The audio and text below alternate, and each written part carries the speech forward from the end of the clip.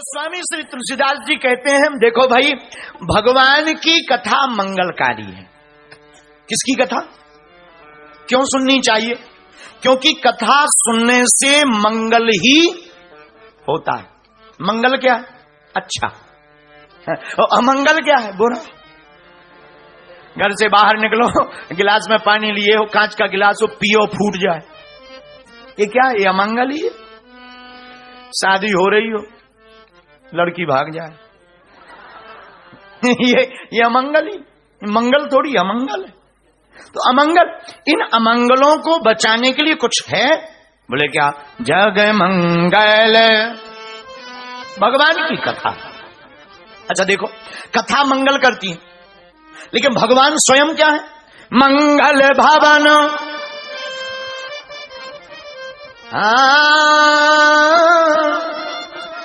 मंगल भवन अमंगल हारी, द्रवहु सुदशरथ। हाँ, देखो कितनी अच्छी बात। भगवान की कथा मंगल करती है, और भगवान के स्वयं भी जो दर्शन करते उनका भी मंगल ही। तो कथा मंगलकारी, भगवान स्वयं मंगलकारी। लेकिन तीसरा, भगवान का नाम मंगल भवन अमंगल हारी,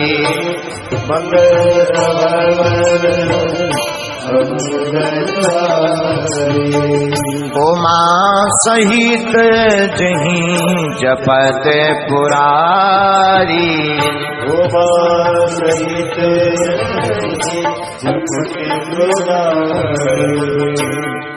भगवान की कथा मंगलकारी, भगवान स्वयं मंगलकारी।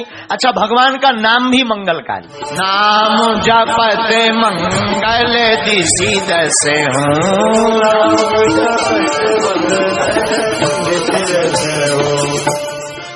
जो राम जी का नाम लेता उसका भी मंगल होता, जो कथा सुनता उसका भी मंगल होता, जो दर्शन करता उसका भी मंगल होता। अरे ये तो छोड़ो, भगवान का धाम। अच्छा, भगवान का धाम कौन सा है? बोलो। अयोध्या। कौन सा धाम है? तो नाम मंगल करता, भगवान स्वयं मंगल करते, भगवान की कथा भी मंगल करती। वो धाम यद्यपि अवध सदैव सुहावनी, यद्यपि अवध सदैव सुहावनी, रामपुरी मंगलमय पावनी। भगवान की कथा मंगलकारी, भगवान स्वयं मंगलकारी, भगवान का नाम मंगलकारी, भगवान का धाम मंगलकारी है। इसीलिए भैया, जो भी भगवान की कथा सुनता है उसके जीवन का अमंगल हट जाता है, मंगल प्रकट हो जाता है। मंगल करण कलिमल हरणी, तुलसी कथा रघुनाथ की। मंगल करने वाली। दूसरी बात, एक और सुनो, एक और फायदा कथा सुनने का। क्या? जितनी देर कथा में बैठेंगे उतने समय में कुछ अनहोनी होनी होगी, तो वो अनहोनी टल जाएगी। ये दूसरा फायदा। अच्छा, तीसरा फायदा क्या है? तीसरा फायदा कथा का एक और बहुत अच्छा है। बोले क्या?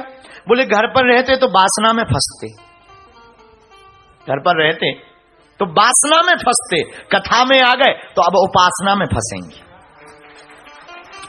ये तीसरा फायदा है। अच्छा, कथा में बैठने का चौथा क्या फायदा है? कथा में वैसे बैठने का और तो कोई चौथा फायदा नहीं, मोबाइल का डाटा कम खर्च होगा। भाई, मोबाइल कम चलाओगे तो डाटा कम खर्च होगा। और हमसे कोई पूछे, संसार में मोबाइल का डाटा कम ही खर्च होना चाहिए, प्रभु के नाम का डाटा बढ़ जाना चाहिए, क्योंकि यही डाटा काम का है। बाकी डाटा तो आटा में भी घाटा करते हैं। भाई, डाटा डलवाएंगे तो पैसा लगेगा तो आटा में भी तो घाटा पड़ेगा। बोलो जय सिया राम। तो कथा का एक और फायदा, मंगल करनी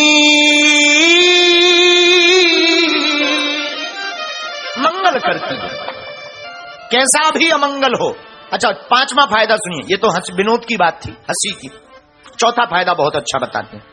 एक संत कहते थे,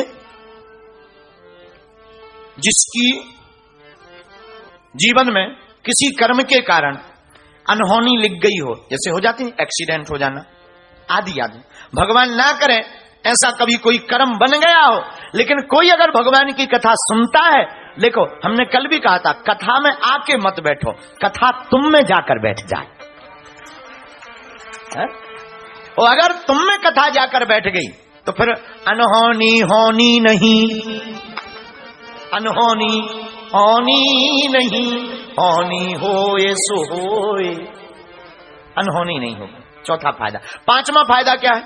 बच्चों को कथा सुनने का पांचवा फायदा है बच्चों को। बच्चों को क्या फायदा? पहले के जमाने में हमारे पिताजी लोग, दादाजी लोग, शाम होती थी रामायण उठाती, शाम के समय सबने भोजन किया।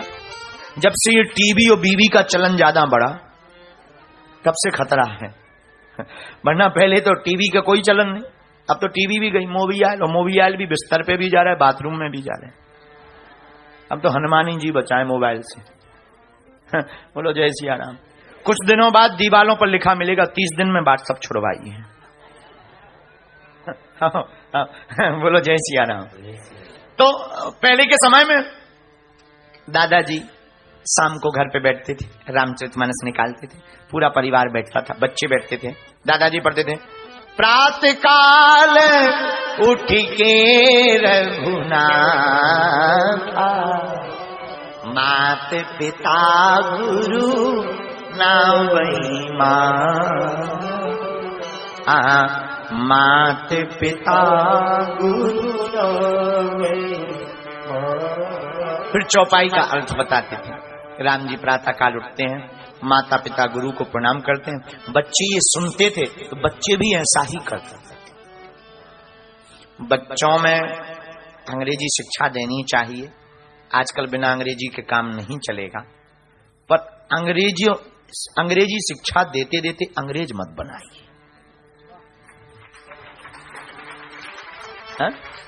अंग्रेजी शिक्षा दीजिए, अच्छा है, होनी भी चाहिए, नहीं तो हमारी जैसी आफत होगी कि काश अंग्रेजी होती। लेकिन बच्चों को अंग्रेज मत बनाइए, बच्चों को संस्कारी बनाइए। तो संस्कारी होना तभी संभव है। कुछ लोग हमें मिलते हैं, हमने कहा भाई भगवान का भजन किया करो। गुरुजी बुढ़ापे में करें, अभी तो हमारी जवानी है, खेलने खाने के दिन है, ठटरी के बारे। बुढ़ापे में हम राम कहेंगे तो आम सुनाई देगा, महला हाथ से छूट जाएगी, और तुम बुढ़ापे में भजन करोगे। भगवान का भजन बुढ़ापे का नहीं है। अपने छोटे छोटे बच्चों को राम कथा में लेकर के आइए, बच्चे सुधरेंगे तभी तुम्हारा घर सुधरेगा, घर सुधरेगा तो परिवार सुधरेगा, परिवार सुधरेगा तो समाज सुधरेगा, और समाज सुधरेगा तो राष्ट्र में हिंदू राष्ट्र की स्थापना होगी।